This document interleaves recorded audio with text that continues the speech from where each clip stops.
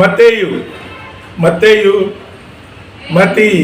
8:23-27 வரைக்கும், மத்தேயு 8:23-27 வரைக்கும் ஒரு அற்புதம் நடந்தது.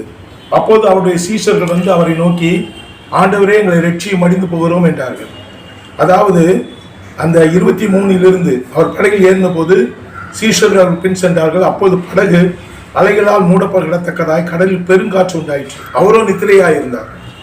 அப்போது அவருடைய சீஷர்கள் அவரை எழுப்பி, ஆண்டவரே, எங்களை ரட்சியும் மடிந்து போகிறோம் என்றார்கள்.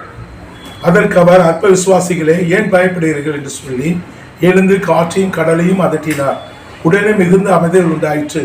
அந்த மனுஷர்கள் ஆச்சரியப்பட்டு, இவர் எப்படிப்பட்டவரோ, காற்றும் கடலும் இவருக்கு கீழ்ப்படுகிறதே என்றார்கள். காற்றும் கடலும் அவருக்கு கீழ்ப்படுகிறது.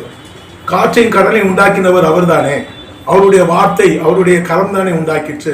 ஆகினாலே அவர் அதை அதட்டின போது அது அமைதல் உண்டாயிற்று. இயேசு கிறிஸ்து உங்களுடைய வாழ்க்கையில் இருக்கிற எல்லா காற்றையும், எல்லா போராட்டத்தையும், எல்லா வியாதியையும், எல்லா விதமான சாபங்களையும் முறித்து, எல்லா விதமான கட்டுகளையும் முறித்து அவர் உங்களுக்கு விடுதலை தருவார். கர்த்தரே ஆவியானவர், கர்த்தருடைய ஆவி எங்குண்டு அங்கு விடுதலை உண்டு. எனக்கு அருமையானவர்களே, மத்தேயு 9:23-27 வரைக்கும் இந்த நடந்த சம்பவம், கடல் மீது அவருக்கு ஒரு அதிகாரம் உண்டு.